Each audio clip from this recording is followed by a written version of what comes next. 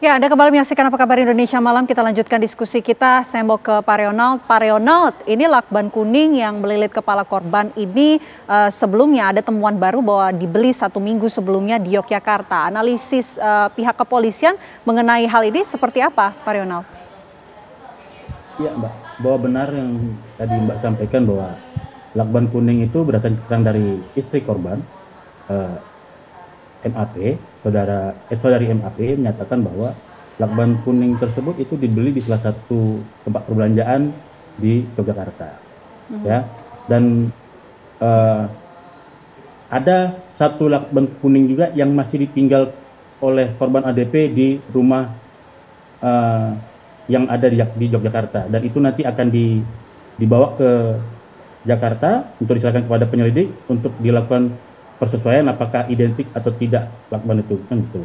Kemudian ditemukan juga keterangan dari rekan kerja korban ADP dan atasan dari korban ADP di Kemenlu bahwa lakban kuning itu memang biasa digunakan, ya, oleh pegawai Kemenlu yang berpergian ke luar negeri, ya, di mana lakban kuning itu gunanya itu mempermudah untuk mencari barang pada saat tiba di bandara yang tepat negara tujuan, ya, sebagai penanda karena warnanya mencolok. Jadi itu biasa digunakan oleh pegawai Kemenlu pada saat dapat tugas ke luar negeri, dan lakban kuning itulah sebagai penanda barang-barang yang di packing sebagai penanda bahwa itu barangnya dari tim dari rombongan dari Indonesia, seperti itu, Mbak. Oke, Pak Reonald, berikutnya soal handphone nih. Ini sebelumnya dikatakan di awal-awal bahwa korbannya memiliki 2 handphone, tapi sampai saat ini pihak kepolisian menyebut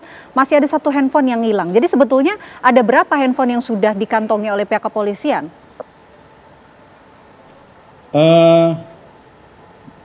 Memang benar salah satu dari barang bukti yaitu handphone korban itu belum ditemukan sampai saat ini, ya.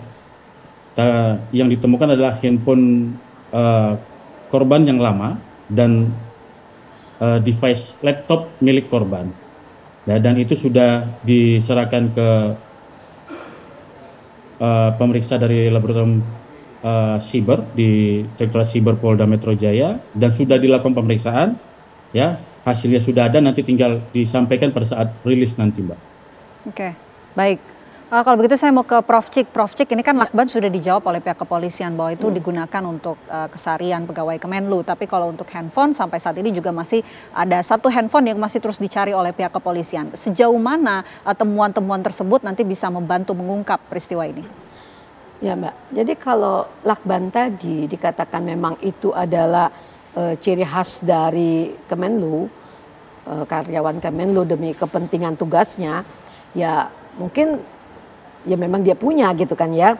Nah, tetapi handphonenya tadi yang hilang, apakah hilangnya tadi karena memang hilang sebelum kejadian, ataukah hilang pada saat setelah kejadian? Nah, kita belum tahu itu, datanya kan belum ada ya. Nah gitu, kalau misalnya handphonenya itu memang hilang setelah kejadian, berarti kita menyatakan bahwa handphone itu mengandung berita-berita atau data-data penting sehingga hilang. Kalau handphone itu hilang sebelum kejadian, ya berarti barangkali hilang oleh korban gitu kan, atau oleh keluarganya memang itu disimpan barangkali gitu kan, kita nggak tahu. Jadi apakah dia kehilangan handphone satunya pada saat sebelum kejadian, ataukah handphone itu memang diamankan oleh pihak keluarganya. Kita belum dapat data itu, Mbak. Jadi ini masih simpang siur ya mengenai data hal ini gitu loh. Oke. Tentu kita menunggu ya, mudah-mudahan dalam waktu dekat seperti apa yang disampaikan oleh Pak Reonald, pihak kepolisian ini segera menyampaikan rilis mengenai hasil temuan yang sudah dilakukan oleh pihak kepolisian. Terima kasih Prof. Cik atas waktunya di Apa Kabar Indonesia Malam. Terima kasih juga Pak Reonald sudah bergabung di Apa Kabar Indonesia Malam. Terima kasih juga, Pak.